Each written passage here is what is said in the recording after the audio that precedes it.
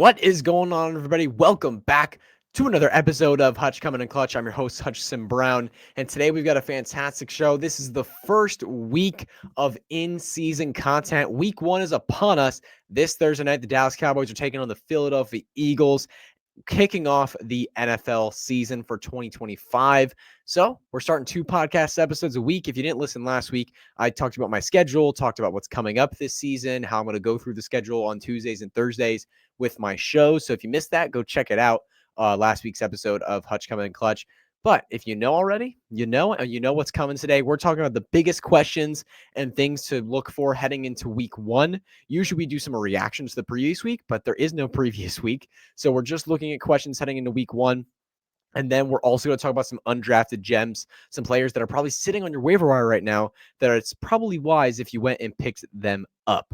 So without further ado, before I get into the podcast today, please follow me on Twitter. I'm at HutchisonB_FF.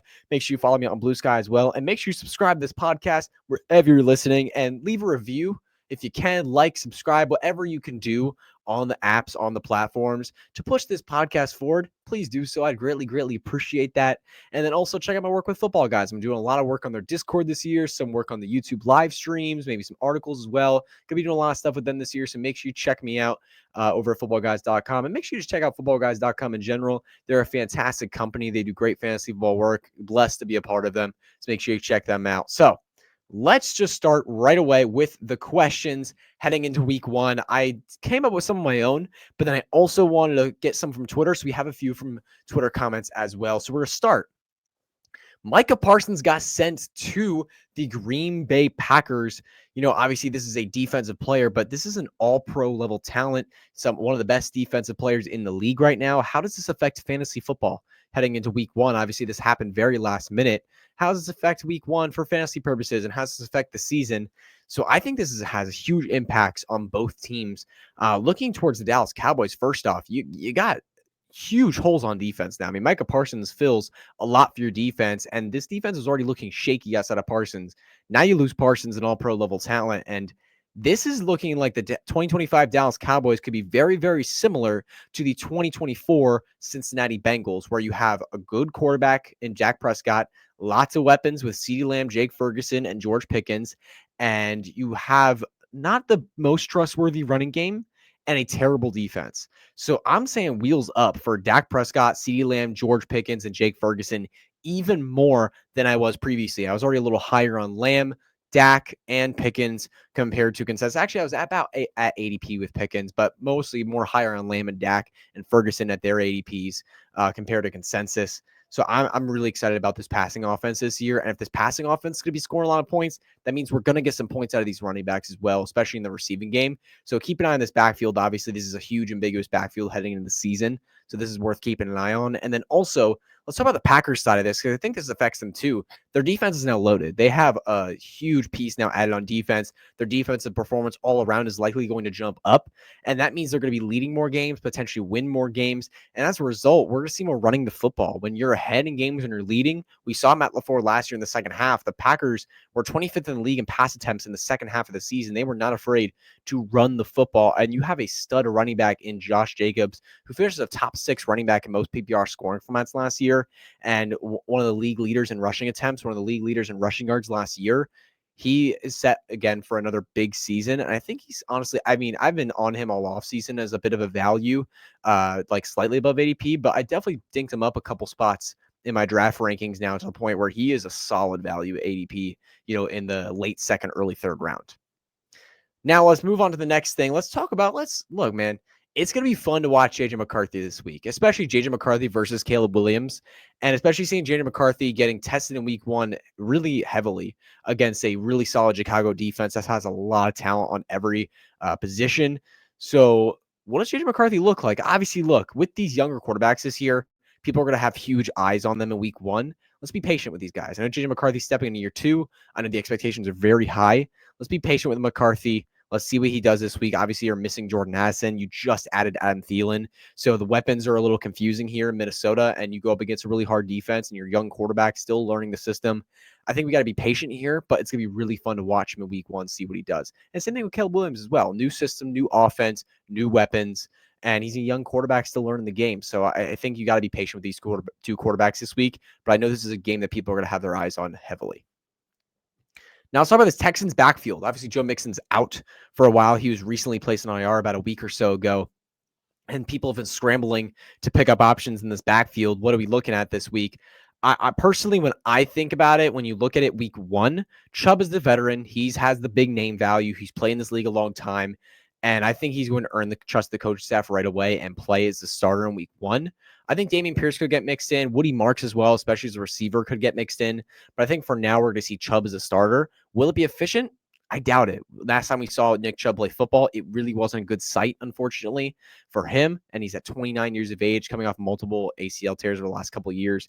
Really hard to trust Nick Chubb. Now, so I think eventually this backfield will be much more of a split. But in week one, I think we're going to see a lot of Chubb. So if you're desperate for a flex somehow in week one, Chubb is someone that could really help you. Now, Jahmyr Gibbs, is he actually going to get more touches? You know, I've been talking about Jahmyr Gibbs a lot this offseason. The reports out of Detroit are showing that this guy's going to get more touches.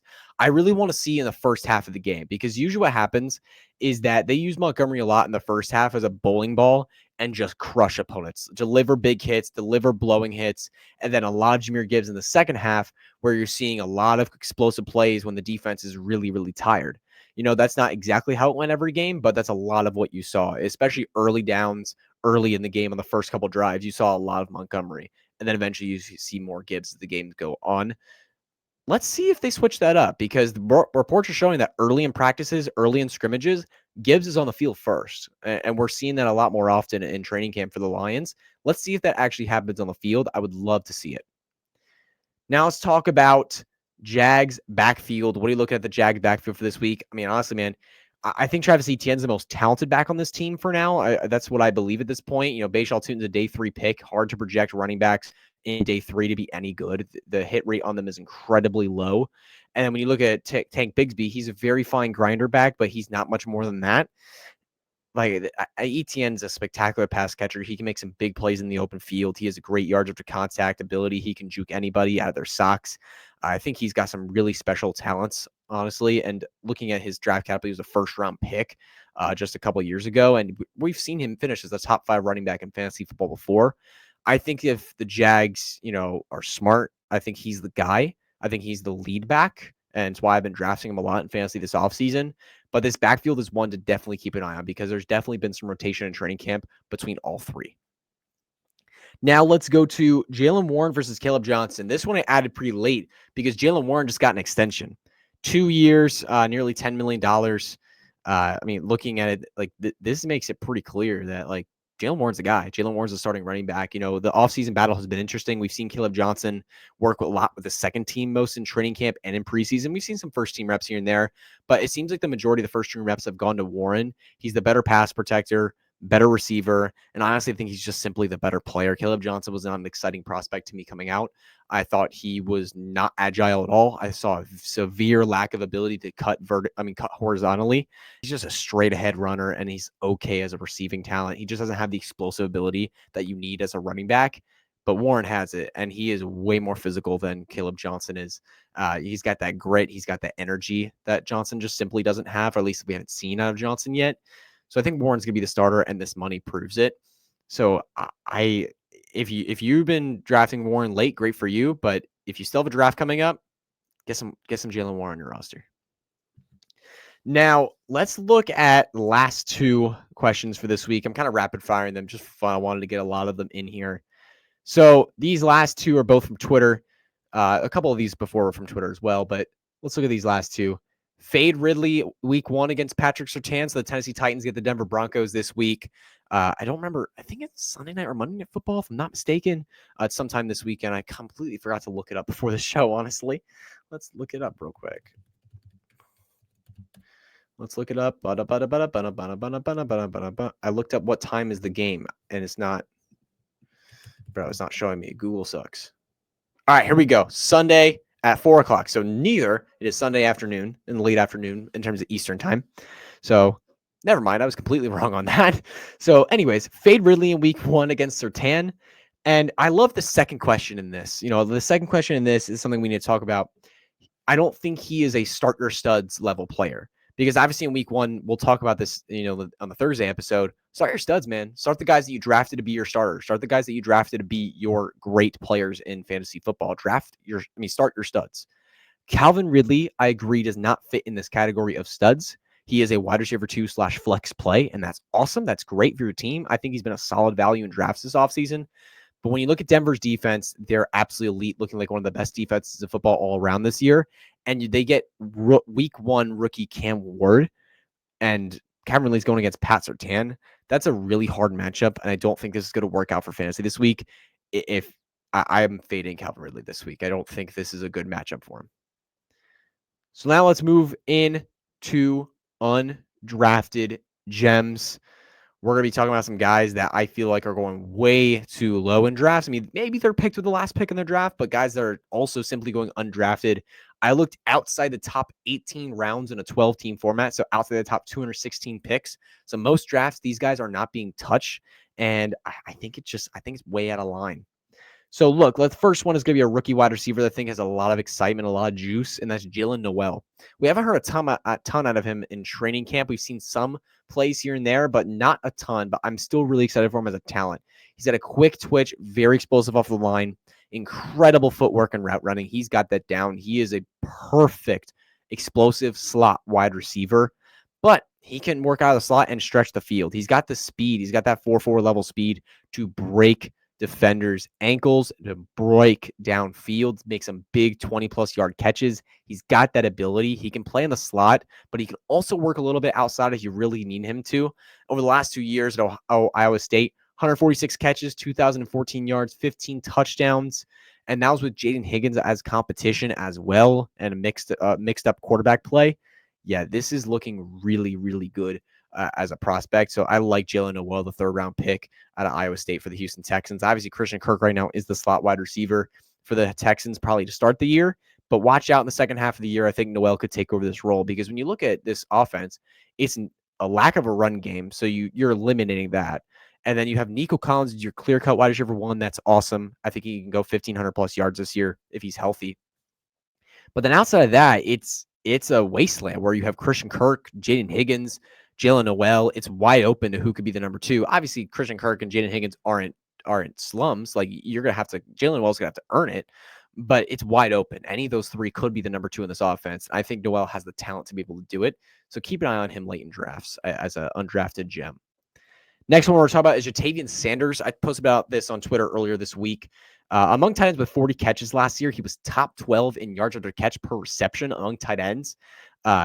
Made some huge plays downfield and had some plays where he hurled defenders. I mean, he was just a monster last year, making some big plays for Bryce Young in that second half of the season. He can block. He can run great routes in the short, intermediate, and even deep ranges of the field, which is very impressive for a tight end. He can do it all. He just severely really reminds me of a juiced Hunter Henry, where he's just good at everything, but he's got some juice. He can really run after the catch, and he can really make some big plays and make some defenders look silly in the open field.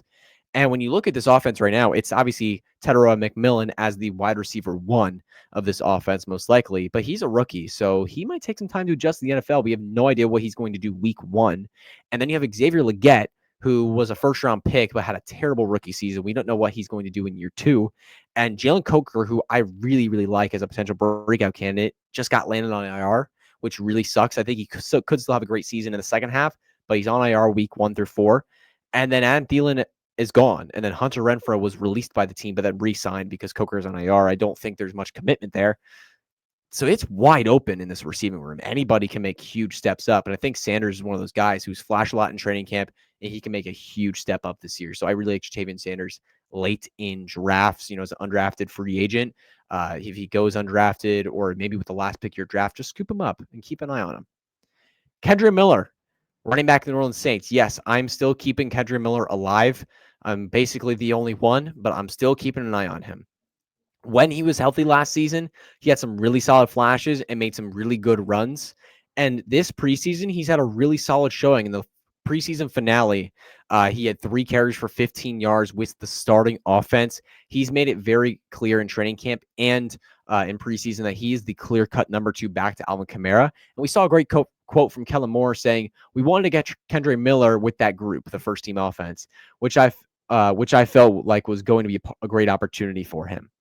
And then he said, we really thought it was a great opportunity for Kendra to roll with the ones this week, even if Kamara is getting a snap or two. So Miller received 11 of the 16 snaps available at the starting offense. And then, like I said before, 3 attempts, 15 yards, really, really solid running. And so here's the thing. Clear-cut number 2 back of this offense that's made established through preseason training camp. But now we have to talk about Alvin Kamara because he's 30 years of age, has taken a ton of touches over his career. At any moment, he can go down or he can completely fall off a cliff. Like any moment is there at 30 years of age for Alvin Kamara. I know he's been very rock solid the last few years and all of his career in fantasy, but that potential is very much there at 30 years of age. If that were to happen, Kendra Miller is immediately going to be like the number 1 pickup off waivers. So get him now and stash him on your bench so that you don't have to fight for him on waivers if Alvin Kamara were to go down. Now, let's talk about Roman Wilson, wide receiver of the Pittsburgh Steelers. He's going undrafted. You know, he's definitely made some waves in camp. Obviously, the wide receiver 2 competition for Pittsburgh is wide open right now. It's DK Metcalf and then basically nobody else. I know they have Pat Freiermuth and Jonnu Smith at tight end. They'll definitely take some targets this year, but the wide receiver 2 job is wide open. And Roman Wilson was a day 2 pick last year to the Steelers, but they got injured in the offseason, just couldn't get involved. But he's a very polished route runner, very solid playmaker, and he can do a lot for this offense this year. He'd be a great slot receiver on the inside to make those short intermediate plays with DK Metcalf threatening defenses on the outside and downfield. So it'd be a great compliment for Metcalf and Aaron Rodgers in this offense. Be someone at least worth keeping an eye on. And then last but not least, Torrey Horton, wide receiver of the Seattle Seahawks. Junior and senior year at Colorado State, he went 1,100 plus yards in both years, 5+ touchdowns in both years. But then injuries held him back significantly in 2024. He only played 6 games, carried these injuries throughout the offseason process, and it was really limiting to his draft capital. We saw him go very, very late in the draft when his talent suggests he probably should have gone higher. And now he lands in a Seattle Seahawks offense where there is no outside wide receiver. I mean, they just released Marquez Valdes-Scantling, and I mean, looking at their roster, it's Jack Smith-Njigba and Cooper Kupp. Those are 2 primarily slot wide receivers. You know, Jason could definitely get a little bit outside, but both primarily slot wide receivers. And you have Jake Bobo, Cody White, and Derek Young, and then Torrey Horton. So it's wide open in the Seattle receiving room for the outside wide receiver job. And we know this offense is going to want to push the ball downfield, make some big plays. Torrey Horton can absolutely be there. He's a slim but taller wide receiver that is great with 50-50 balls. He's able to burn defenders downfield, and he's a great route runner who makes some explosive steps in his route trees. I love Torrey Horton's film. I thought he was a really solid prospect coming out as a great sleeper candidate, even with those injuries. It's nice to see him in a situation where he potentially could earn a role really, really quickly. So keep an eye on Torrey Horton. He's made some plays in preseason and in training camp as well. He's had some great coach speak on him. So keep an eye on him as someone to look for in drafts, especially, you know, all these guys really, like, I'm not saying, oh my gosh, you have to add this guy no matter what, because there are some 10, 12 man home leagues out there where you have 5 bench spots and all your bench is like reasonably good players, not players that are dart throws like this. But then you have some 12, 14-man leagues where it's like 6 benches, 7 benches, 8 benches, and like a lot of starting spots. So you're like, man, I don't feel great about the back of my bench. Who are some guys on the waiver wire that could really help me? These are all players that I would suggest looking for in your waiver wire and saying, man, maybe I could pick this guy up and just stash him on my bench and see what happens. So that's going to be it for Hutch Coming in Clutch today. A quick, fun episode. Thank you all so much for tuning in. I greatly appreciate you. Please make sure you follow me on Twitter and on Blue Sky at HutchSimB_FF. Make sure you subscribe to this podcast wherever you're listening so you'll be notified every single time a new episode does drop. And again, make sure to check out my work over at Football Guys.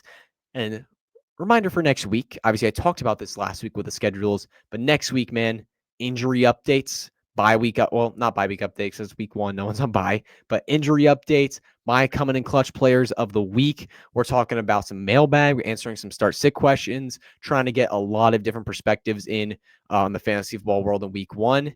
And then lastly, we're going to bring on guest Andy Bearhands from the Deep Shot, formerly of Yahoo, to talk about the over-unders with us. And we'll get to that game when we get to that episode. It's going to be quite a fun show with a bunch of little topics that we're going to be talking about. See you all next week.